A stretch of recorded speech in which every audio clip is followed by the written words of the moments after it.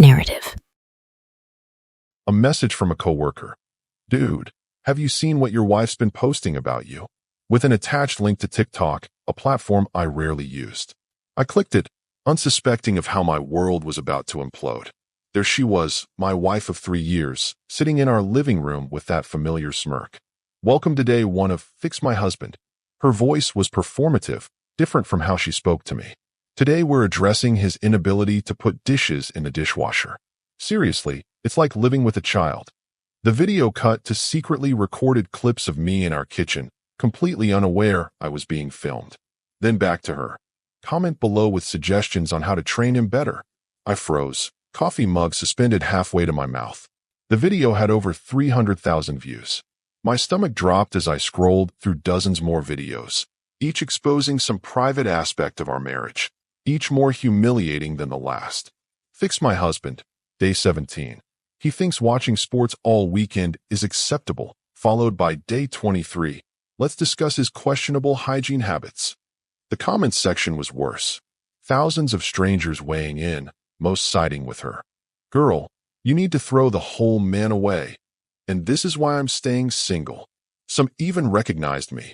Wait, doesn't he work at Palmer Technologies? I thought he seemed familiar. My private life turned into public entertainment without my knowledge or consent. 3 years of building what I thought was a partnership based on respect, shattered in an instant. The mug in my hand suddenly felt too heavy to hold. My phone buzzed again. More messages from friends and coworkers who discovered the series. Even my boss had sent a carefully worded text. Hope everything's okay at home.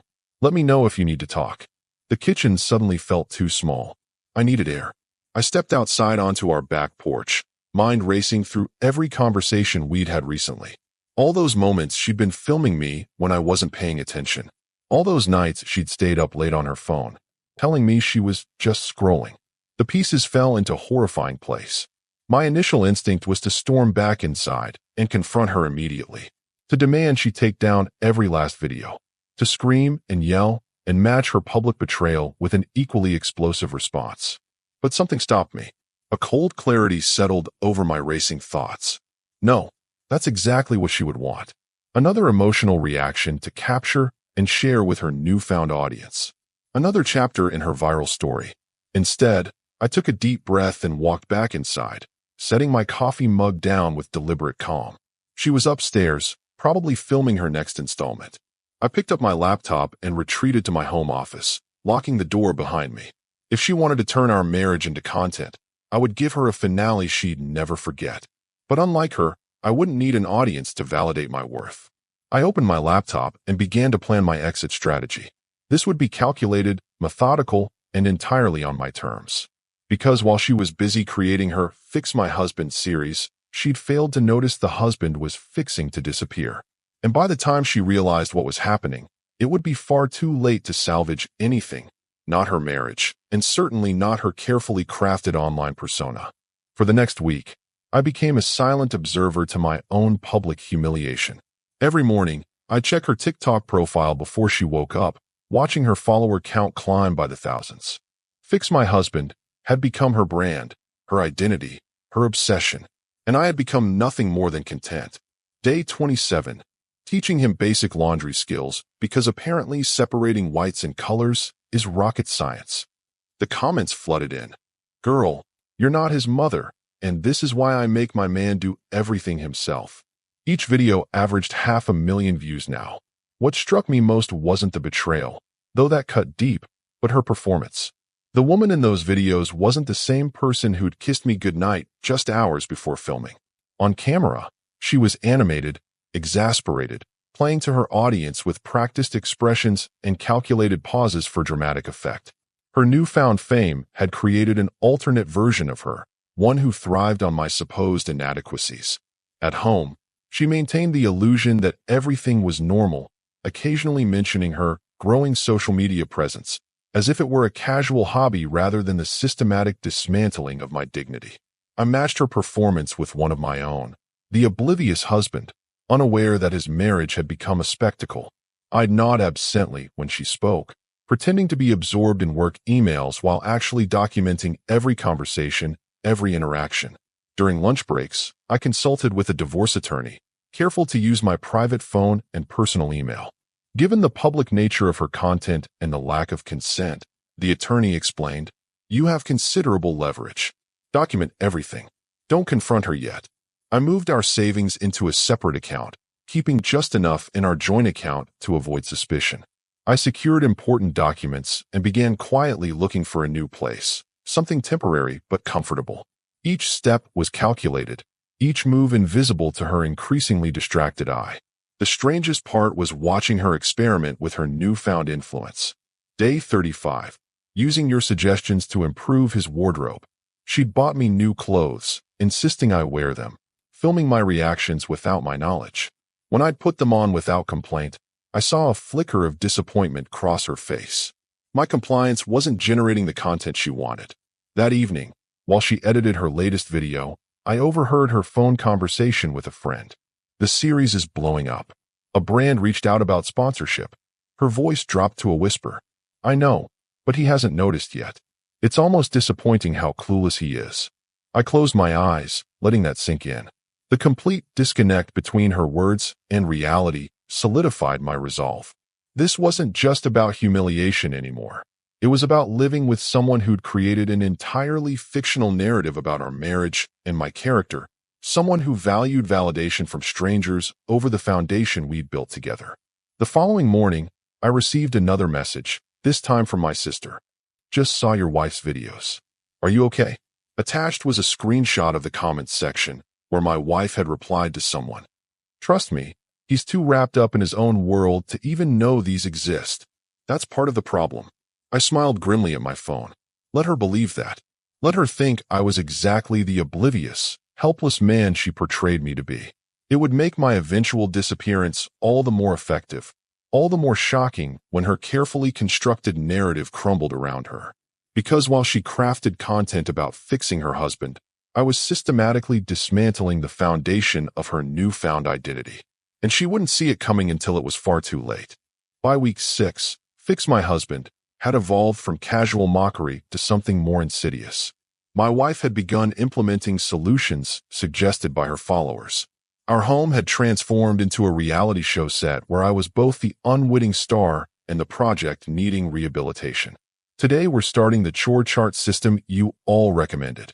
She'd installed a massive whiteboard in our kitchen, complete with gold star stickers like those used for kindergartners. Every completed task earns a star, and at the end of the week, if he's earned enough stars, he gets a reward.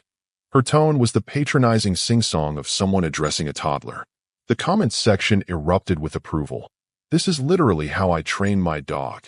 And start with small rewards and work your way up. It was surreal watching thousands of strangers discuss the most effective methods to condition my behavior, as if I were a laboratory subject rather than a human being. I maintained my facade of obliviousness, dutifully collecting gold stars while silently advancing my exit strategy. I'd secured a furnished apartment across town, paid 3 months in advance under an LLC I'd established through my attorney. I'd redirected important mail to a P.O. box and slowly moved irreplaceable personal items to a storage unit when she wasn't home. At work, I'd requested a transfer to our Boston office, citing personal reasons. My boss, who'd seen the TikToks, approved it immediately with surprising discretion. "Sometimes a fresh start is necessary," was all he said, sliding the paperwork across his desk. While my wife crafted her narrative of gradual improvement, I crafted a counter-narrative of subtle changes. I joined a gym, not because her videos had mocked my physique, but because physical exercise helped manage my growing anger. I updated my wardrobe, not in response to her fashion critiques, but to prepare for my new professional chapter. I stayed later at work, supposedly completing projects, actually setting up my new life piece by piece. The most strategic move was allowing her to believe her training was working. I placed dishes directly in the dishwasher, completed items on her chore chart, and responded to her condescending praise with mild appreciation. "Thanks for helping me get better at this," I'd say, watching her eyes light up with content potential rather than genuine connection. One evening, she approached me with unusual warmth. "I've been thinking," she began, sitting beside me on the couch. "The series has been really successful." She placed her hand on mine, a gesture that once would have felt intimate but now felt calculated. Some of my followers have suggested a couple's QA, to show how much progress we've made. Here it was, the inevitable escalation. Not content with exposing my private shortcomings, she now wanted me to participate directly in my own public rehabilitation. To validate her narrative by appearing on camera as the grateful project, the successfully molded husband. I measured my response carefully.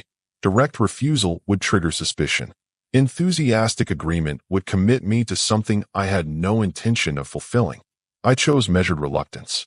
I'm not really comfortable on camera, I said, allowing a hint of genuine discomfort to show. You know I'm more private than you. She squeezed my hand, already shifting to persuasion mode. But that's part of what makes it perfect. Your journey from being camera shy to opening up. Think about how many relationships we could help. The audacity was almost admirable. Reframing her public ridicule as altruistic relationship advice.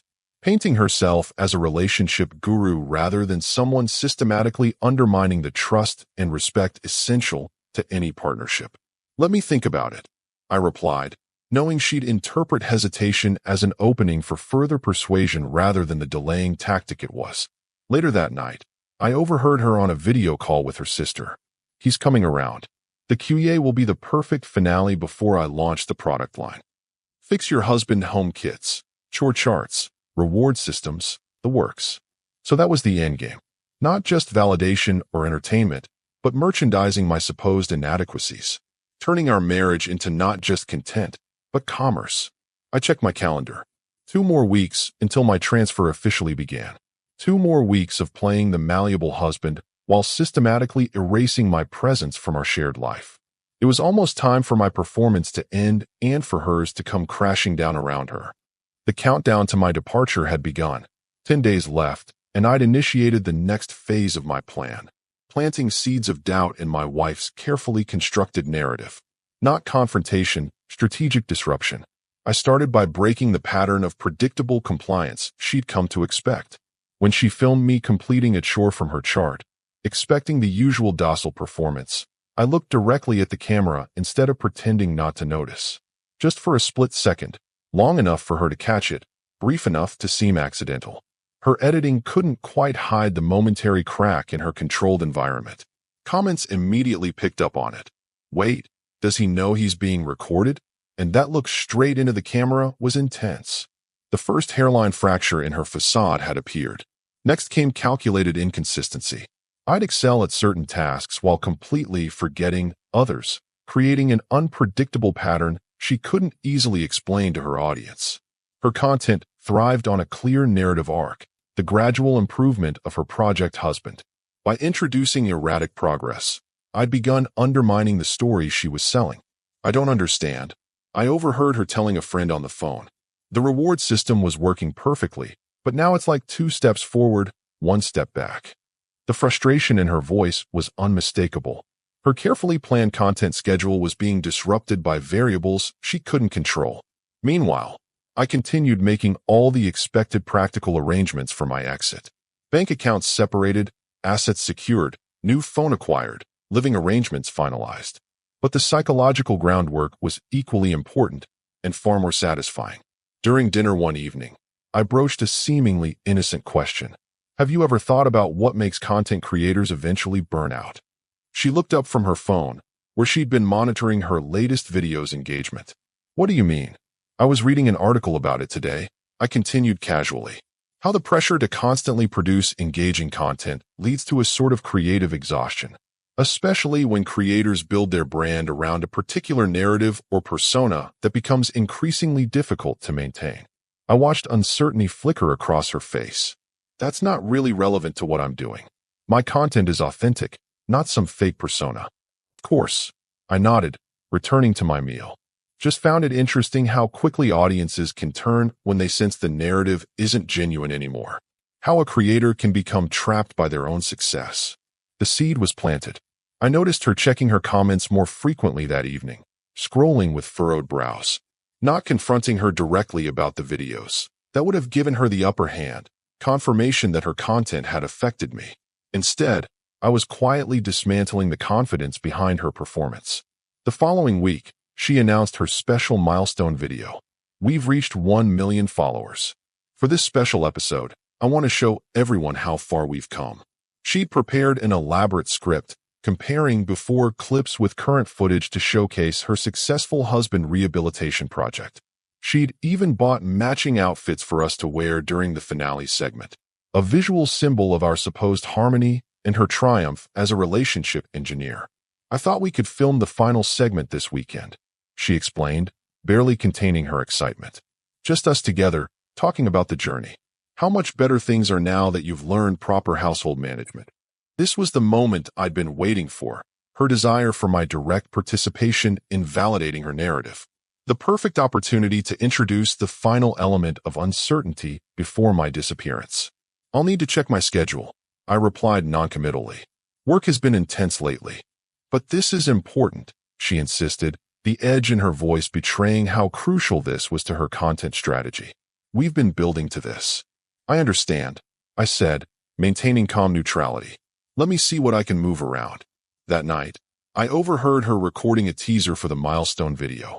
You guys have been asking to see more of him, and I promise the wait will be worth it. The transformation is amazing. Little did she know she was promoting a finale that would never exist, at least not in the form she imagined. While she crafted her triumphant conclusion about successfully fixing her husband, I was preparing a very different ending to our story. 2 days later, she found me packing a suitcase in our bedroom. The moment was perfectly timed to align with her filming schedule for the milestone video. What are you doing? She asked, phone instinctively raised to capture what she likely assumed was another domestic disagreement to mine for content. I have a conference in Chicago, I replied smoothly. I mentioned it last week, remember? I'll be gone through the weekend. The panic in her eyes was unmistakable. Her milestone video, the culmination of her series, now jeopardized by my inconvenient absence. You can't. We have the filming scheduled. 1 million followers are expecting this. I looked at her with perfect innocence. I didn't realize your video took priority over my career obligations. We can film when I get back, can't we? As I closed my suitcase with calm finality, I knew she was facing a creator's worst nightmare, a content crisis with no easy solution.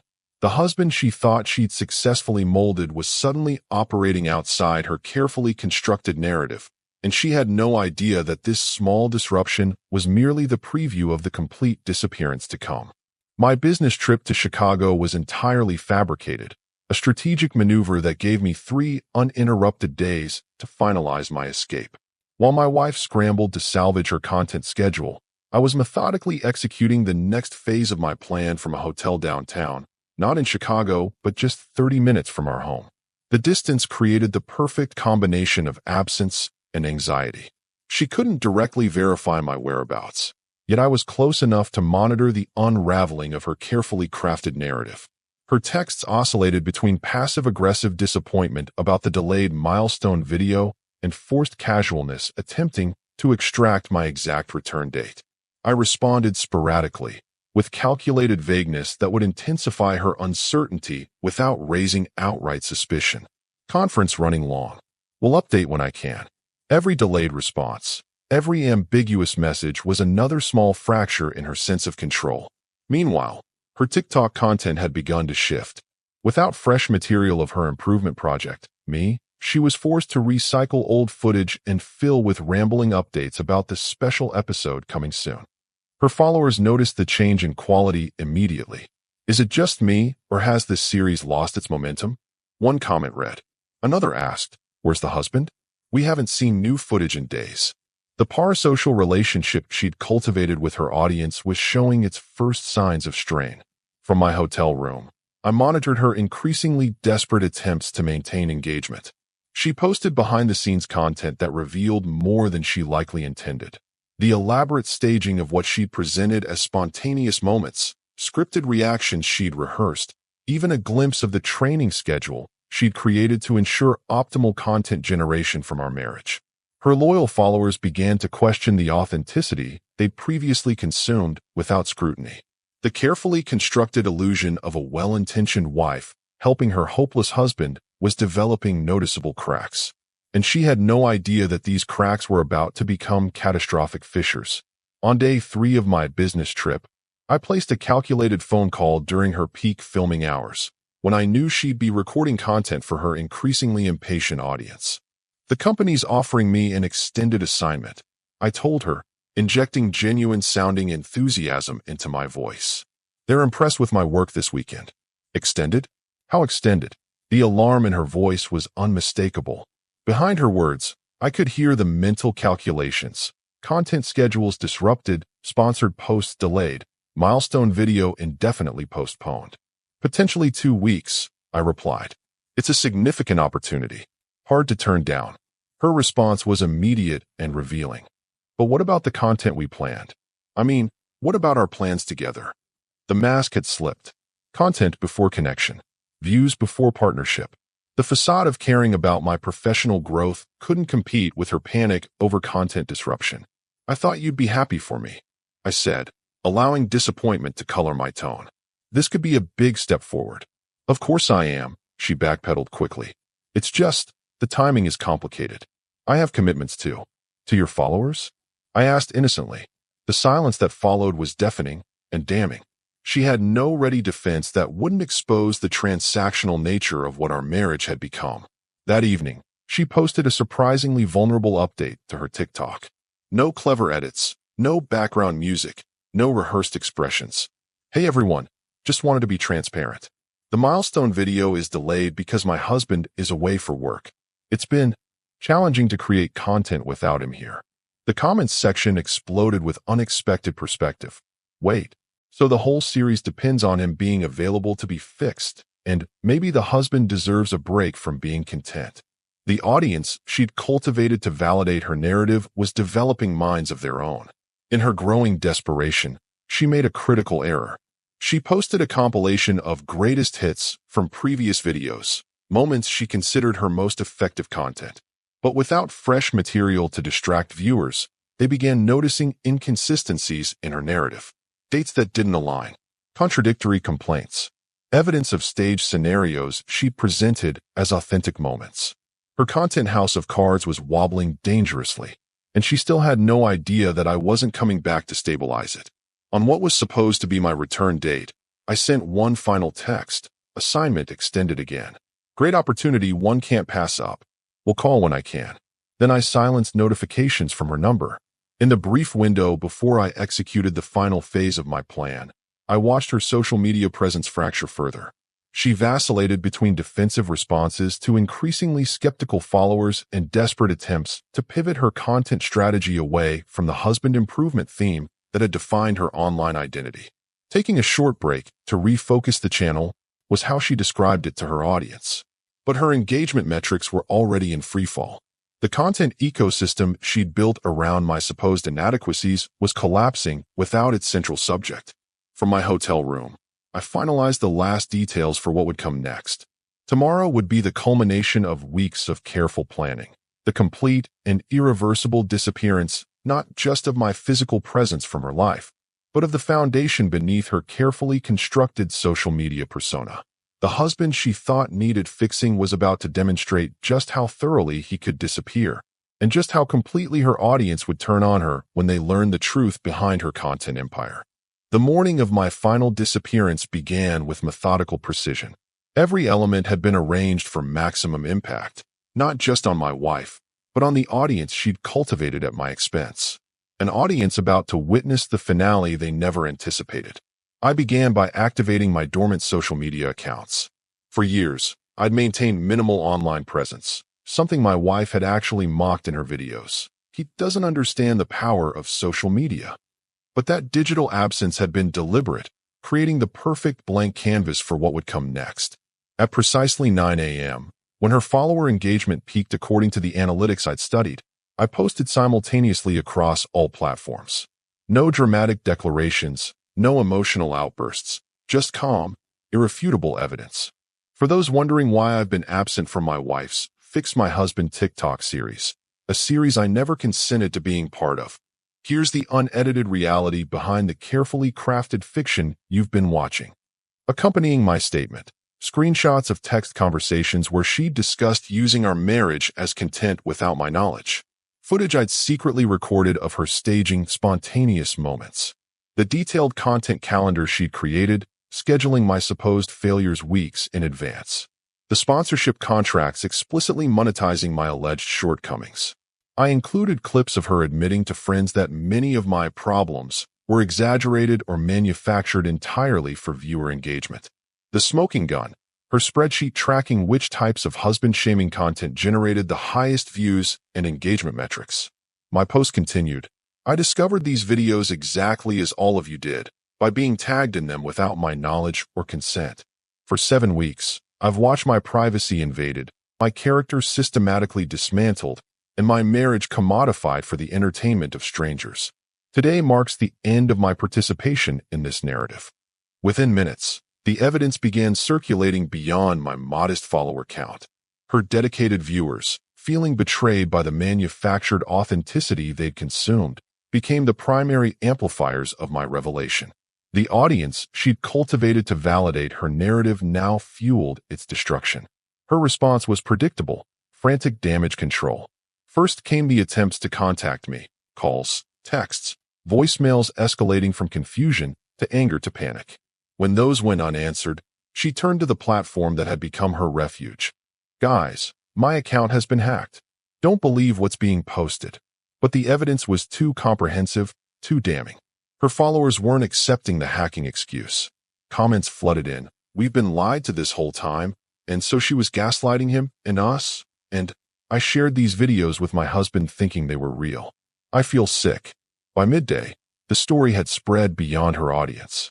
Commentary videos analyzing the ethics of relationship content were trending. Creator accountability became the hashtag of the hour. Her carefully constructed persona as a relatable wife helping her hapless husband had completely collapsed, replaced by a new narrative. Content creator exploits unsuspecting spouse for views. Meanwhile, I was executing the final phase of my physical departure. The apartment across town had served its purpose for preparation, but my actual destination lay much further away. The moving company arrived at our home precisely when she was streaming a tearful, increasingly desperate response video attempting to salvage her reputation. They had clear instructions on which items were mine, authenticated by documentation I'd prepared with my attorney. The divorce papers were served simultaneously, the timing meticulously coordinated for when she would be surrounded by the physical evidence of my permanent exit while still grappling with the digital fallout of her exposed deception. By evening, the comments on her damage control videos had become a case study in audience revolt. This isn't about your marriage anymore. It's about how you manipulated us too, and the real person who needed fixing wasn't your husband. I watched all this unfold from the quiet of my new beginning, 2,000 miles away. No dramatic confrontation. No heated arguments providing her with fresh content opportunities. Just the systematic dismantling of the false narrative she'd constructed, leaving her alone with the consequences of her choices. The sponsors began pulling out overnight. Her follow count dropped precipitously. The Fix Your Husband product line she'd been developing was canceled by the manufacturer, citing ethical concerns about the foundation of the brand. 1 week later, after the digital dust had begun to settle, I posted once more. Privacy isn't just about what's legally permissible to share, it's about respect. Trust isn't just the foundation of marriage. It's the foundation of authentic connection. I'm beginning again with these principles intact, wiser for having learned their value through their absence. The response was overwhelmingly supportive. Former viewers of her content reached out with apologies for their participation in what many now recognized as public humiliation disguised as entertainment. Several major platforms updated their creator guidelines regarding consent and relationship content. As for my wife, ex-wife now, her final TikTok before deactivating her account was stripped of the performative confidence that had defined her online persona. I never meant for it to go this far, was all she said, the carefully staged background and practiced expressions finally abandoned. But intention had never been the issue. Actions had consequences. My disappearance wasn't an emotional reaction to being hurt. It was the logical conclusion to a partnership that had been sacrificed at the altar of content creation and external validation. The husband who supposedly needed fixing had revealed himself to be whole all along, capable of strategic thinking, emotional discipline, and self-respect that no amount of gold star stickers or public shaming could possibly improve. The Fix My Husband series had indeed reached its finale, just not the one she'd scripted. In her quest to create compelling content from our marriage, she'd failed to notice that the real story was the systematic disappearance of the man she thought needed fixing. Our story has come to an end. If you've made it this far, how about subscribing to our channel? It helps us immensely. I've selected 2 other videos for you that I'm sure you'll enjoy. Feel free to click on them. I'll be waiting for you in the next story. See you soon.